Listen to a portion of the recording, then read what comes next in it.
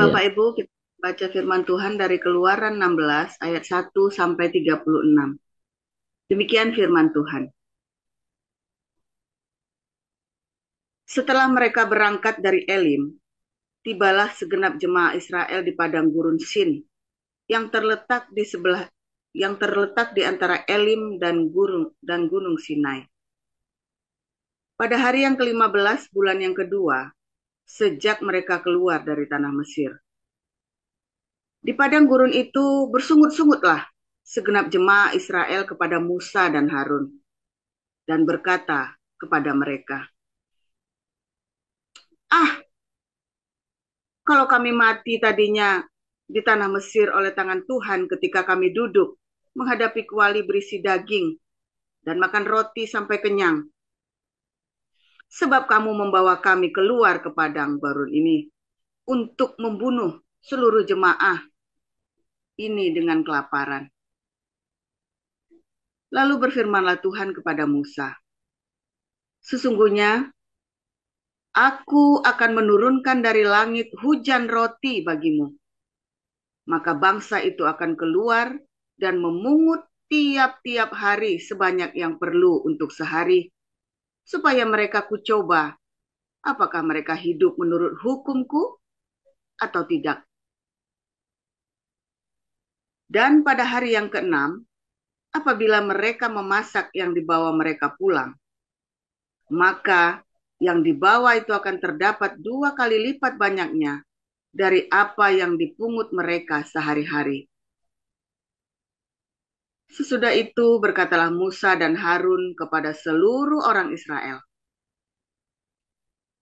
petang ini kamu akan mengetahui bahwa Tuhanlah yang telah membawa kamu keluar dari tanah Mesir. Dan besok pagi kamu melihat kemuliaan Tuhan, karena ia telah mendengar sungut-sungutmu kepadanya. Sebab apalah kami ini, maka kamu bersungut-sungut kepada kami? Lagi kata Musa, jika memang Tuhan yang memberi kamu makan daging pada waktu petang dan makan roti sampai kenyang pada waktu pagi, karena Tuhan telah mendengar sungut-sungutmu yang kamu sungut-sungutkan kepadanya. Apalah kami ini? Bukan kepada kami sungut-sungutmu itu, tetapi kepada Tuhan. Kata Musa kepada Harun, katakanlah kepada segenap jemaah Israel, marilah dekat ke hadapan Tuhan, sebab ia telah mendengar sungut-sungutmu. Dan segenap jemaah Israel, mereka memalingkan mukanya ke arah padang gurun. Maka tampaklah kemuliaan Tuhan dalam awan. Berfirmanlah Tuhan kepada Musa, Aku telah mendengar sungut-sungut orang Israel. Katakanlah kepada mereka, pada waktu senja, kamu akan makan daging, dan pada waktu pagi, kamu akan kenyang makan roti. Maka kamu akan mengetahui bahwa akulah Tuhan Allahmu.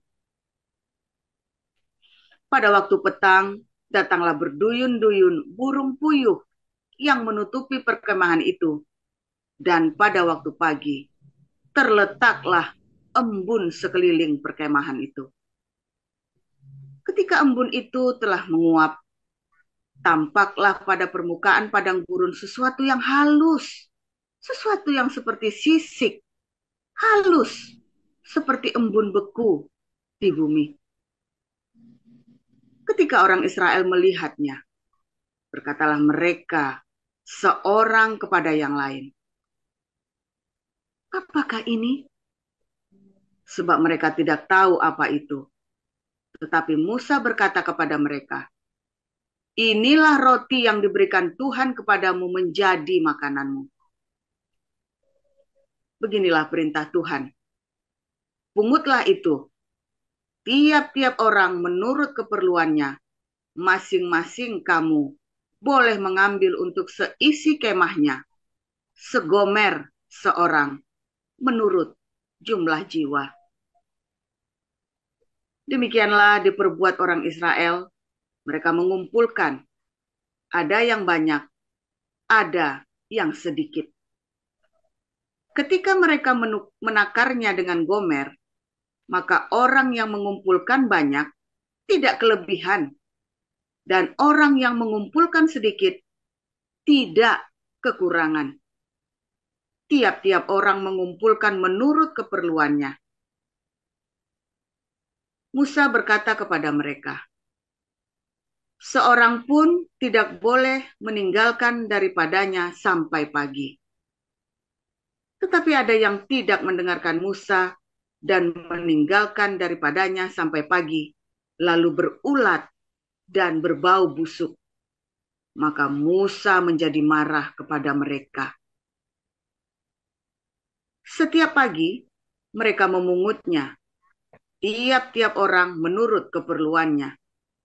Tetapi ketika matahari panas, cairlah itu. Dan pada hari yang ke-6, mereka memungut roti itu 2 kali lipat banyaknya. 2 gomer untuk tiap-tiap orang. Dan datanglah semua pemimpin jemaah memberitahukannya kepada Musa. Lalu berkatalah Musa kepada mereka, inilah yang dimaksudkan Tuhan. Besok adalah hari perhentian penuh, Sabat yang kudus bagi Tuhan. Maka roti yang perlu kamu bakar, bakarlah. Dan apa yang perlu kamu masak, masaklah. Dan segala kelebihannya, biarkanlah di tempatnya untuk disimpan sampai pagi. Mereka membiarkannya di tempatnya sampai keesokan harinya, seperti yang diperintahkan Musa. Lalu tidaklah berbau busuk, dan tidak ada ulat di dalamnya. Selanjutnya kata Musa, makanlah itu pada hari ini, sebab hari ini adalah Sabat untuk Tuhan. Pada hari ini tidaklah kamu mendapatnya di padang. 6 hari lamanya kamu memungutnya. Tetapi pada hari yang ke-7 ada Sabat. Maka roti itu tidak ada pada hari itu. Tetapi ketika pada hari ke-7 ada dari bangsa itu yang keluar memungutnya, tidaklah mereka mendapatnya. Sebab itu Tuhan berfirman kepada Musa, berapa lama lagi kamu menolak mengikuti segala perintahku dan hukumku? Perhatikanlah, Tuhan telah memberikan Sabat itu kepadamu. Itulah sebabnya pada hari ke-6, Ia memberikan kepadamu roti untuk 2 hari. Tinggallah kamu di tempatmu masing-masing. Seorang pun tidak boleh keluar dari tempatnya pada hari ke-7 itu. Lalu beristirahatlah bangsa itu pada hari ke-7. Umat Israel menyebutkan namanya manna. Warnanya putih seperti ketumbar dan rasanya seperti rasa kue madu. Musa berkata, beginilah perintah Tuhan. Ambillah segomer penuh untuk disimpan turun-temurun, supaya keturunan mereka melihat roti yang kuberi kamu makan di padang gurun ketika aku membawa kamu keluar dari tanah Mesir. Sebab itu Musa berkata kepada Harun, ambillah sebuah buli-buli, taruhlah manna di dalamnya segomer penuh, dan tempatkanlah itu di hadapan Tuhan untuk disimpan turun-temurun. Seperti yang diperintahkan Tuhan kepada Musa, demikianlah buli-buli itu ditempatkan Harun di hadapan tabut hukum Allah untuk disimpan. Orang Israel makan manna 40 tahun lamanya, sampai mereka tiba di tanah yang didiami orang mereka makan mana sampai tiba di perbatasan tanah Kanaan. Pun segomer ialah 1/10 eva. Demikian. Ya, silakan Ibu Salma lanjutkan. Matius 12 ayat 1 sampai 21.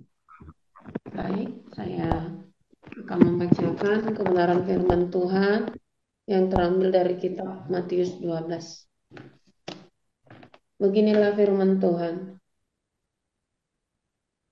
Pada waktu itu, pada hari Sabat, Yesus berjalan di ladang gandum. Karena lapar, murid-muridnya memetik bulir gandum dan memakannya.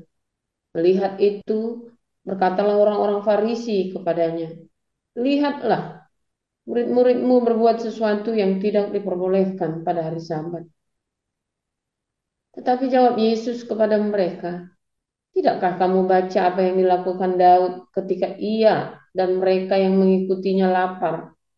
Bagaimana ia masuk ke dalam rumah Allah dan bagaimana mereka makan roti sajian yang tidak boleh dimakan baik olehnya maupun oleh mereka yang mengikutinya kecuali oleh imam-imam?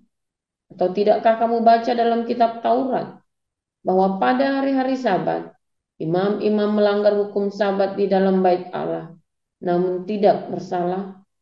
Aku berkata kepadamu, di sini ada yang melebihi bait Allah. Jika memang kamu mengerti maksud firman ini, yang ku kehendaki ialah belas kasihan dan bukan persembahan, tentu kamu tidak menghukum orang yang tidak bersalah, karena Anak Manusia adalah Tuhan atas hari Sabat." Setelah pergi dari sana, Yesus masuk ke rumah ibadat mereka. Di situ ada seorang yang mati sebelah tangannya. Mereka bertanya kepadanya, "Bolehkah menyembuhkan orang pada hari Sabat?" Maksud mereka ialah supaya dapat mempersalahkan dia. Tetapi Yesus berkata kepada mereka, "Jika seorang dari antara kamu mempunyai seekor domba dan domba itu terjatuh ke dalam lubang pada hari Sabat, tidakkah ia akan menangkapnya dan mengeluarkannya? Bukankah manusia jauh lebih berharga daripada domba? Karena itu boleh berbuat baik pada hari Sabat." Lalu kata Yesus kepada orang itu, "Ulurkanlah tanganmu." Dan ia mengulurkannya. Maka pulihlah tangannya itu dan menjadi sehat seperti tangannya yang lain. Lalu keluarlah orang-orang Farisi itu dan bersekongkol untuk membunuh dia. Tetapi Yesus mengetahui maksud mereka lalu menyingkir dari sana. Banyak orang mengikuti Yesus dan ia menyembuhkan mereka semuanya. Ia dengan keras melarang mereka memberitahukan siapa dia, supaya genaplah firman yang disampaikan oleh Nabi Yesaya. "Lihatlah, itu hambaku yang kupilih, yang kukasihi, yang kepadanya jiwaku berkenan. Aku akan menaruh rohku ke atasnya, dan ia akan memaklumkan hukum kepada bangsa-bangsa. Ia tidak akan berbantah dan tidak akan berteriak, dan orang tidak akan mendengar suaranya di jalan-jalan. Buluh yang patah terkulai tidak akan diputuskannya, dan sumbu yang pudar nyalanya tidak akan dipadamkannya, sampai ia menjadikan hukum itu menang, dan padanya lah bangsa-bangsa akan berharap." Ya, Kemudian silakan dibawa lanjutkan. Cukup Bu seorang Salma, yang lanjutkan terakhir. Ibu Marjoni. Oke. Baik, akan saya Silakan lanjutkan. Bu Marjoni. Kemudian dibawalah kepada Yesus seorang yang kerasukan setan. Orang itu buta dan bisu, lalu Yesus menyembuhkannya sehingga si bisu itu berkata-kata dan melihat.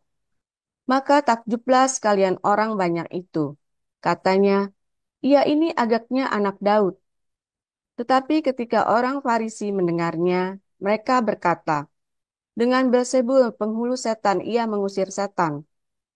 Tetapi Yesus mengetahui pikiran mereka lalu berkata kepada mereka, "Setiap kerajaan yang terpecah-pecah pasti binasa, dan setiap kota atau rumah tangga yang terpecah-pecah tidak dapat bertahan." Demikianlah juga kalau iblis mengusir iblis, ia pun terbagi-bagi dan melawan dirinya sendiri. Bagaimanakah kerajaannya dapat bertahan? Jadi, jika aku mengusir setan dengan kuasa Beelzebul, dengan kuasa siapakah pengikut-pengikutmu mengusirnya? Sebab itu mereka yang akan menjadi hakimmu. Tetapi jika aku mengusir setan dengan kuasa Roh Allah, maka sesungguhnya kerajaan Allah sudah datang kepadamu. Atau bagaimanakah orang dapat memasuki rumah seorang yang kuat dan merampas harta bendanya apabila tidak diikatnya dahulu orang kuat itu? Sesudah diikatnya, barulah dapat ia merampok rumah itu. Siapa tidak bersama aku, ia melawan aku. Dan siapa tidak mengumpulkan bersama aku, ia mencerai-beraikan. Sebab itu aku berkata kepadamu, segala dosa dan hujat manusia akan diampuni. Tetapi hujat terhadap Roh Kudus tidak akan diampuni. Apabila seorang mengucapkan sesuatu menentang anak manusia, ia akan diampuni. Tetapi jika ia menentang Roh Kudus, ia tidak akan diampuni, di dunia ini tidak, dan di dunia yang akan datang pun tidak. Jikalau suatu pohon kamu katakan baik, maka baik pula buahnya. Jikalau suatu pohon kamu katakan tidak baik, maka tidak baik pula buahnya. Sebab dari buahnya pohon itu dikenal. Hai kamu keturunan ular beludak, bagaimanakah kamu dapat mengucapkan hal-hal yang baik, sedangkan kamu sendiri jahat? Karena yang diucapkan mulut meluap dari hati. Orang yang baik mengeluarkan hal-hal yang baik dari perbendaharaannya yang baik, dan orang yang jahat mengeluarkan hal-hal yang jahat dari perbendaharaannya yang jahat. Tetapi aku berkata kepadamu, setiap kata sia-sia yang diucapkan orang harus dipertanggungjawabkannya pada hari penghakiman. Karena menurut ucapanmu, engkau akan dibenarkan, dan menurut ucapanmu pula, engkau akan dihukum. Pada waktu itu berkatalah beberapa ahli Taurat dan orang Farisi kepada Yesus, Guru, kami ingin melihat suatu tanda daripadamu. Tapi jawabnya kepada mereka, angkatan yang jahat dan tidak setia ini menuntut suatu tanda. Tetapi kepada mereka tidak akan diberikan tanda selain tanda Nabi Yunus. Sebab seperti Yunus tinggal di dalam perut ikan 3 hari 3 malam, demikian juga anak manusia akan tinggal di dalam rahim bumi 3 hari 3 malam. Pada waktu penghakiman, orang-orang Niniwe akan bangkit bersama angkatan ini dan menghukumnya juga. Sebab orang-orang Niniwe itu bertobat setelah mendengar pemberitaan Yunus, dan sesungguhnya yang ada di sini lebih daripada Yunus. Pada waktu penghakiman, Ratu dari selatan itu akan bangkit bersama angkatan ini, dan ia akan menghukumnya juga. Sebab ratu itu datang dari ujung bumi untuk mendengar hikmat Salomo, dan sesungguhnya yang ada di sini lebih daripada Salomo. Apabila roh jahat keluar dari manusia, ia pun mengembara ke tempat-tempat yang tandus mencari perhentian, tetapi ia tidak mendapatnya. Lalu ia berkata, aku akan kembali ke rumah yang telah kutinggalkan itu. Maka pergilah ia dan mendapati rumah itu kosong, bersih tersapu, dan rapi teratur. Lalu ia keluar dan mengajak 7 roh lain yang lebih jahat daripadanya, dan mereka masuk dan berdiam di situ. Maka akhirnya keadaan orang itu lebih buruk daripada keadaannya semula. Demikian juga akan berlaku atas angkatan yang jahat ini. Ketika Yesus masih berbicara dengan orang banyak itu, ibunya dan saudara-saudaranya berdiri di luar dan berusaha menemui dia. Maka seorang berkata kepadanya, lihatlah, ibumu dan saudara-saudaramu ada di luar dan berusaha menemui engkau. Tetapi jawab Yesus kepada orang yang menyampaikan berita itu kepadanya, siapakah ibuku dan siapa saudara-saudaraku? Lalu katanya, sambil menunjuk ke arah murid-muridnya. Ini ibuku dan saudara-saudaraku. Sebab siapapun yang melakukan kehendak Bapakku di sorga, dialah saudaraku laki-laki, dialah saudaraku perempuan, dialah ibuku. Demikian. Amin. Terima Terima kasih, kasih Pak. untuk Bu Marjuni, Ibu Neliana, dan Ibu Salma. Kita akan mendengarkan renungan firman Tuhan hari ini dengan judul Sabat bagi Israel. Silakan Pastor Paul.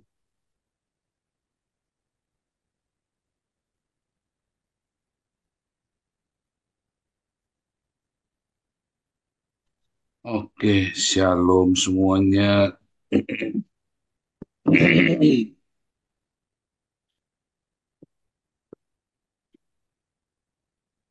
Suara saya terdengar ya? Oh, udah. Sudah, Oke, sudah. Pastor. Nggak ada sinyal langsung. Oke, haleluya, luar biasa. Saudara, ini kesekian kalinya kita membahas hari Sabat. Ya, kemarin ada yang nanya, hari Sabat itu hari apa? Bingung ya orang-orang ya. Memang tradisi gereja ini dengan mengusir orang Yahudi dari gereja ini memang membuat kita ini jadi bingung, saudara ya. Pengusiran orang Yahudi dari gereja membuat kita nggak mengerti kitab suci kita sendiri. Ya, namanya Sabat, ya pasti Sabtu, saudara ya. Apalagi kecampur dengan Arab segala macam kita jadi kacau ya. Mengapa kita jadi ibadahnya hari Minggu? Karena sudah nggak ada urusannya antara Minggu dengan Sabtu, saudara ya. Sudah nggak ada urusannya antara Sabat hari Minggu atau hari Sabtu. Saudara, hari Sabat dari kata Sabat ya. Sabat ya atau Syafi'i, Syabat atau Syafi'i ya. Kalau bilang adalah hari ketujuh ya. Kalau kita bilang hari Minggu itu berasal dari bahasa Portugis, Deo Minggu ya. Bahasa Portugis jadi Minggu, Deo Minggu, hari Minggu, Deo Minggu harinya Tuhan. Nah, kenapa harinya Tuhan? Karena hari pertama Minggu itulah hari kebangkitan Tuhan Yesus disebutkan di Alkitab ya. Pada hari pertama Minggu itu ya Yesus bangkit. Makanya namanya Deo Minggu, harinya Tuhan, hari kebangkitan Tuhan kita. Nah, jadilah Minggu. Hari pertama itu hari apa? Yom Echad. Yom Echad, hari Minggu. Bahasa kitanya ya, bahasa di Indonesianya Minggu, Deo Minggu. Lucu, bagus ya saudara ya, Deo Minggu ya. Harinya Tuhan. Jadi setiap setiap eh, Anda jangan mau dibilang ahad, itu jangan mau saudara ya. Hari Minggu ya, hari Minggu, Deo Minggu, harinya Tuhan ya. Eh, Terus hari kedua Yom Senisi saudara ya, hari Senin. Isnin bahasa Arab, Senisi, Yom Senisi, hari Senin. Hari kedua Senisi itu dua ya. Hari ketiga Yom Selisi, jadilah Selasa ya. Hari keempat ya, hari keempat jadi Yom Rabi'i, jadilah Rabu ya. Hari kelima Yom Khamisi ya, jadilah hari apa ke lima ya. Terus Jumat, Jumat itu dikata jemaat itu orang-orang Islam itu ya, jemaat ya. Tapi sebenarnya kata Jumat itu memang benar-benar ya, orang Islam itu mengubah mengubah semua ya, kalender ya. Dia mengubah semua hari dan tanggal katanya Alkitab ya. Hari dan tanggal itu dirubah sama orang Islam. Berubah semua penanggalan umat manusia juga jadi kacau saudara ya. Bahkan penanggalan Jawa jadi kacau gara-gara apa namanya saudara? Eh, Apa namanya? Gara-gara orang Islam ini saudara ya. Eh, tapi sebenarnya namanya adalah Yom Sisi ya, Yom Sisi, hari hari Jumat, Yom Sisi. Lalu jadilah Yom Syafi'i ya. Yom Syafi'i atau hari eh, Sabtu itu saudara ya, Syabat ya, Yom Syabat ya, Yom Syabat, Yom Syabat Syafi'i ya, sama saja dengan Yom Syabat namanya ya, hari Sabtu, Sabtu, Sabat, simpel sekali ya. Ini direkam, diputar lagi videonya ya. Nah, saudara, kalau Anda melihat pada hari Sabtu, Sabat, ya, Sabat itu juga artinya perhentian ya, bagus ya, perhentian. Itu berkat ya, perhentian itu berkat supaya diberkati. Nah, dulu pernah kita belajar bahwa setiap kita memerlukan hari Sabat ya, sebab metabolisme tubuh kita, itu diatur dengan sebuah sistem Sabat, saudara ya. Sehingga setiap 7 hari berhentilah 1 hari untuk beristirahat. Nah, dalam peristirahatannya itu kita juga sambil meditasi firman Tuhan tenang, ya. Terus kita juga di rumah duduk dengan keluarga, waktu nanyain udah nggak ada PR belum, kemarin tesnya bagaimana, uang sekolahnya udah dibayar belum, pacarmu bagaimana, sempat bertanya saudara ya. Jadi sahabat itu jangan gelandangan kemana-mana. Sahabat malah mancing orang-orang. Ya. Iya kan? Ayo nih siapa nih suami-suami. Di sahabat kamu bukannya di rumah. Nanya sama anakmu. Anakmu gimana malah mandiin burung. Maksudnya burung kicauan itu saudara ya. Sibuk malah gabur dara kemana-mana. Pergi ke luar kota malah lomba tiap minggu pergi, anakmu udah diurus nggak pernah dimandiin sudah, anakmu nggak pernah dimandiin, mandiin burung tiap hari ya. Iya kan, anakmu nggak pernah diurus mancing. Hati-hati saudara ya, walaupun itu hobi ya, lakukannya jangan tiap minggu, jangan dilakukan tiap minggu. Itu hobi itu dilakukannya kamu ambil cuti, ambil ambil ya 3 hari itu saudara ya.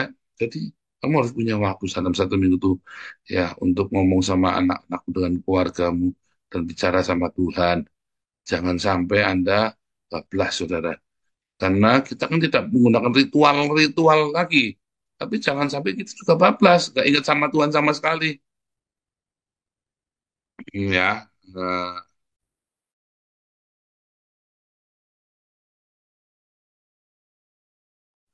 nah, saudara, itulah hari Sabat saudara ya. Bahkan bukan cuma badan kita saudara ya, bumi pun. Setiap orang bercocok tanam 7 tahun, 7 tahun dia bercocok tanam, 1 tahun harus dibiarkan. Nggak boleh dikasih tanam apapun, saudara. Tahun ke-7, tahun pertama, 2, 3, 4, 5, tahun ke-6, tahun ke-7 itu masa bera, namanya masa bera dalam bahasa pertanian ya. Saya diajarin dulu ya, bagaimana pertanian tanpa menggunakan pestisida ya.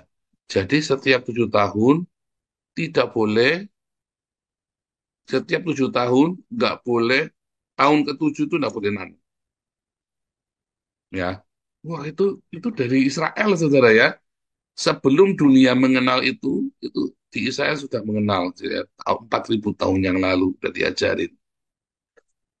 Beneran ya, bagus ya. Sehingga setahun itu udah ada yang boleh nanam, seluruh Israel itu nganggur, liburan 1 tahun libur saudara. Karena nggak boleh nanam, nggak boleh bercocok tanam. Tujuannya memutus rantai rantai hama dan rantai penyakit hama dan penyakit tanaman. 1 tahun putus mati semua, saudara. Sehingga mereka tidak perlu pakai pestisida, ya. Itu organic farming, ya, organic farming dengan multi apa namanya dengan benar-benar memperhatikan kultur pertanian, ya, gitu ya. Nah, nanti setiap 7 kali 7, saudara ya, 7 kali 7 itulah Yobel. 7 tahun. Bisa saya ini kan umurnya dari 50 nih. 7 kali 7, maka dari 42 tahun sampai 49 tahun, itu tadi ya. 7 kali 7, ya selama 7 tahun tidak boleh bercocok tanam, saudara.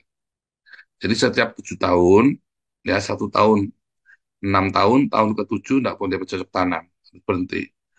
Dalam 7 kali 7 tahun, 7 tahun yang ke-7 itu tidak boleh nanam, berhenti semua saudara.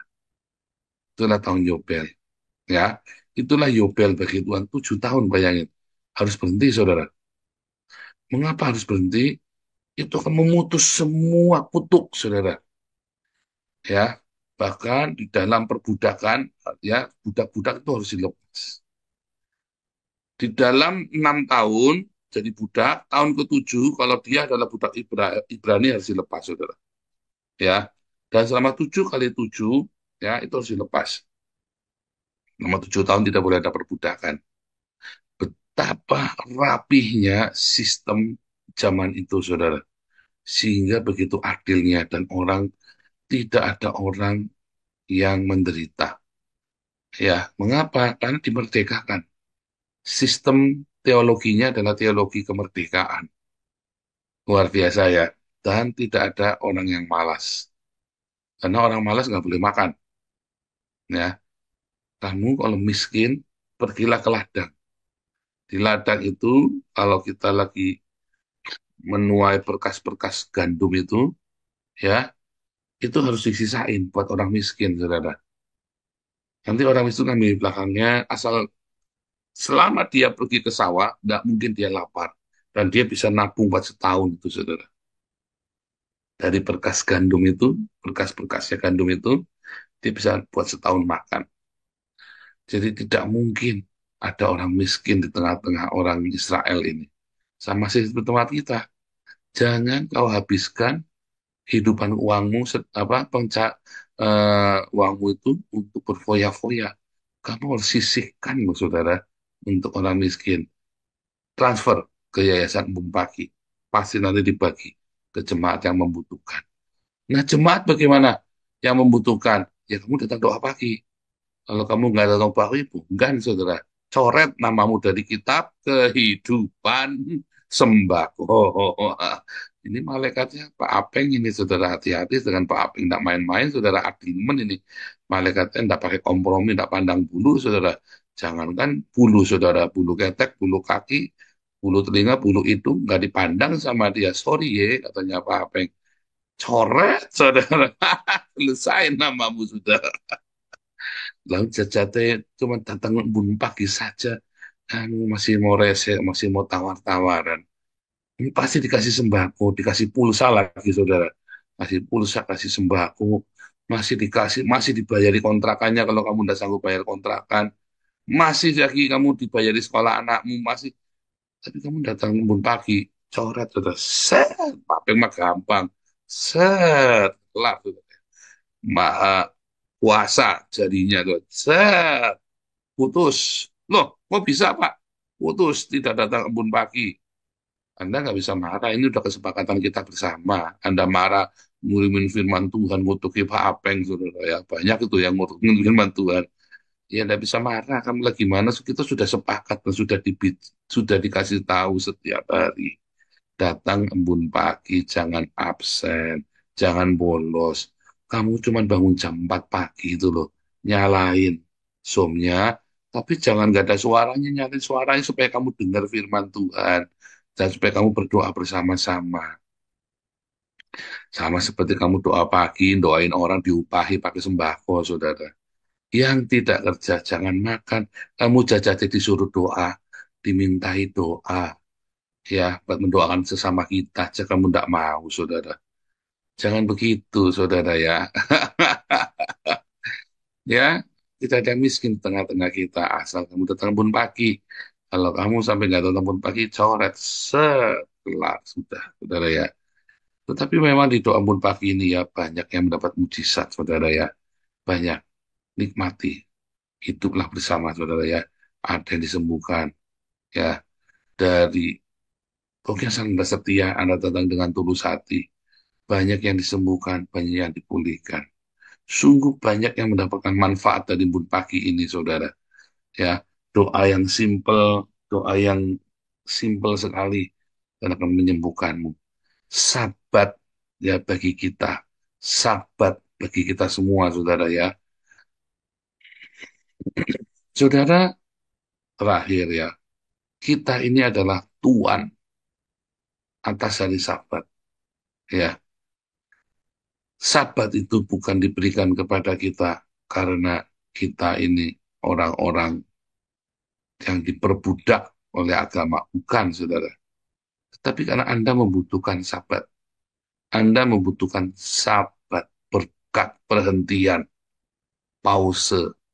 Ya, Anda membutuhkan apa, saudara? Ketenangan. Jangan sibuk ngupat-mapit sehingga kamu nggak ada remnya lagi, saudara. Speedometermu kamu lihat ya, apa dashboardmu, dashboard kehidupanmu kamu lihat. Speednya udah terlalu tinggi, sabat, berhenti, saudara. Lihat termometernya udah panas, berhenti, saudara. Lihat airnya kurang pendinginnya, berhenti dulu, diisi dulu. Lihat olinya kurang, diisi dulu. Lihat bensinnya kurang. Sabat itu saatnya kita mengisi semua kehidupannya kita. Ya, saudara, di charge, ya, di charge. Anda perlu sabat. Kita semua perlu sabat. Nggak harus hari Sabtu, ya, karena kita adalah Tuhan hari Sabat. Sediakan satu hari buat kita, saudara ya. Ada masa-masanya kita kenceng ya, tetapi stop, stop, harus kasih waktu buat berhenti, saudara ya. Ya, ingat-ingat ya, saudara ya, harus pentingnya hari Sabat buat kita sehari. Berhenti sama keluarga, pergi sama keluarga, ngomong-ngomong sama keluarga, ya, dan ngomong-ngomong sama Tuhan juga, ya. Mau kamu pergi tamasya, mau tapi sama keluarga itu penting. Itulah hari Sabat. Ya, kamu kesempatan mempererat hatimu dengan keluarga. Jangan sampai nanti anak kamu manggil kamu om, tante, bingung kamu nanti, saudara ya. Om, om siapa? Loh, aku ini papamu, mamamu mana? Loh, mama lagi sama papa. Loh, kamu tambah bingung lagi nanti. Karena kamu sampai tidak kenal anakmu, kerja terus, saudara ya. Hati-hati, saudara ya. Hari Sabat dibikin buat kita, ya. Tetapi jangan sampai kita melalaikan Sabat, ya.